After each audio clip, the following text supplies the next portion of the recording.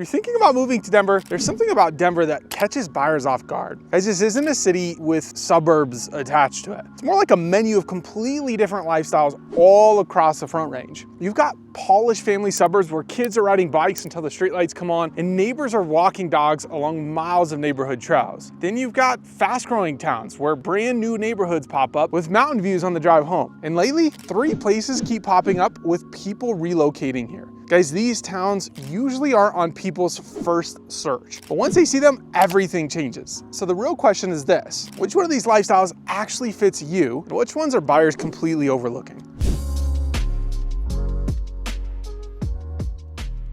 After a full day of exploring the metro, most relocation buyers notice the same exact thing. Where you land here completely changes how life feels. And that's why these 3 towns keep coming up for relocation buyers. So let's start with the one that really represents the most established suburban lifestyle of all 3. Let's start with Parker. If you picture the classic Colorado subdivision lifestyle, Parker is usually exactly what you're imagining. Parker sits about 20 miles southeast of downtown Denver, which puts you roughly 20 to 25 minutes from the Denver Tech Center. That location alone makes it a popular choice for professionals working in that southeast corridor. But people don't choose Parker just for the commute. They choose it for the lifestyle. It's got space in between homes, and it just feels like it has a little bit of slower pace of life without sacrificing the amenities. Many neighborhoods here were built in the late 90s to early 2000s. So homes are typically around that like 20 to 25 years old mark, but there is also a part of Parker that has been booming with new builds as you make your way towards south, towards Castle Rock, or if you go a little bit more east towards Elizabeth. So you have a good mixture of different types of homes. Compared with many Denver neighborhoods, you simply get just more space. You've got home values starting in the high 500s, but most of the homes you're gonna find in Parker fall in the $700,000 to $800,000 range, depending on neighborhood and size. That said, there's a huge luxury presence here. We have over 25% of all homes in Parker over $1 million.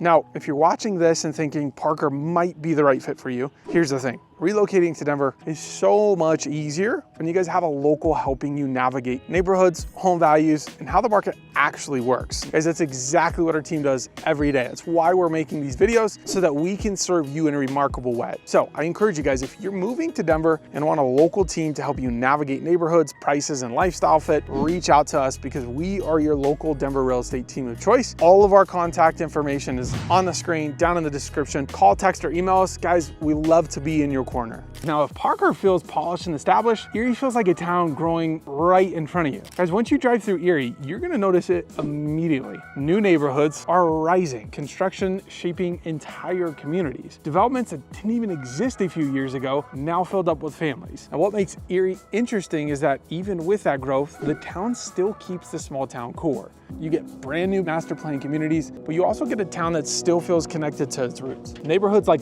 Westerly, which we're in right now, Collier's Heel, which I can see from the distance, Erie Highlands, and Vista Ridge have driven much of the town's recent growth. These communities offer newer homes, parks, walking trails, and open space with views across the Front Range. And so when buyers visit Erie for the first time, the reaction is usually the same. They step out of the car, see the open space, the mountain views being that we're on the west side of I-25, and realize daily life here feels a little different from suburbs closer to Denver. Now, price-wise, Erie sits in the upper suburban tier of the region. The median home price is around $709,000, and homes in newer communities often range from the mid-600s to over $1 million, depending on the neighborhood and size. Many of the buyers choosing Erie are families looking for those newer homes, professionals commuting to Boulder or the Tech Corridor, and relocation buyers who just want space while still living in a community that feels like home. Now, if Parker feels polished and established, Erie feels like a town evolving in real time. Brighton sits in a completely different lane of the metro. Brighton is what many relocation buyers discover when they start asking simple questions like, where can we still find space and value near Denver? I would know, because this is not only where I grew up, but it's also where I currently live. The city sits about 25 to 30 minutes from downtown Denver, and the average commute here runs right around 30 minutes. But it feels like a quick drive with easy access because you have I-75 and Highway 85 hugging Brighton. Now let's talk about what's really shaping Brighton's growth, which is the economic activity near Denver International Airport. The airport corridor has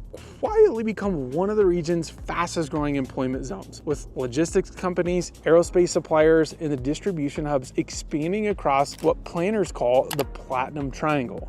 The typical home value sits right around that $500,000 to $550,000, which is noticeably lower than many suburbs close to Denver. That price gap attracts first-time home buyers, relocation families, and move-up buyers looking for more house for your money. And guys, here's something most buyers don't realize until they start looking. Brighton is quietly one of the most underrated acreage markets in the metro. Areas like Todd Creek offer luxury homes on real land. And as you push east towards Hudson, you can actually find properties without feeling like you've driven off the map. It's one of the only places this close to Denver where you can still get space, sky, and a real driveway without giving up your commute. When you look at these communities together, it raises an important question. What kind of lifestyle actually fits you best? Let's talk about the Denver Golden Triangle. Here's something most relocation buyers don't realize until they actually spend time driving around Denver Metro. People usually start their home search backwards. They fall in love with the house first, then realize later their commute might send them across the entire metro every morning. Denver's geography matters more than people think. When you zoom out on the map, Parker, Erie, and Brighton sit on 3 different edges of the metro, and each one connects to a different employment hub, almost like a triangle shaping how people move around the region. Parker sits on the southeast side of the metro, about 20 to 25 minutes near the Denver Tech Center. Erie sits between Denver and Boulder with quick access to US 36 and I-25, which makes it super possible for residents to work in either city. Then you go northeast side of the metro and you reach Brighton, which is close to the expanding employment zone around the Denver International Airport, which is about 20 minutes away, and you have easy access to Denver. So you have 3 towns, 3 different job ecosystems. And once people see that map, something usually clicks. 2 houses might look similar online, but depending on which side of the metro you choose, your daily life can feel completely different. Now, at this point in the search, most relocation buyers are running into the exact same realization. Choosing between Parker, Erie, and Brighton usually isn't about which place is objectively better. It's about which one actually matches the way you want your everyday life to unfold once the boxes are unpacked and the excitement of moving settles into a routine. Because even though these towns sit inside the same metro area, the rhythm of life in each one feels noticeably different. The real lifestyle test most buyers end up asking themselves becomes fairly simple. Do you want a suburb that feels established and polished? Do you want land in a place that's growing quickly and still evolving? Or would you rather choose a community where you can still find space and long-term value as Denver Metro continues expanding outward?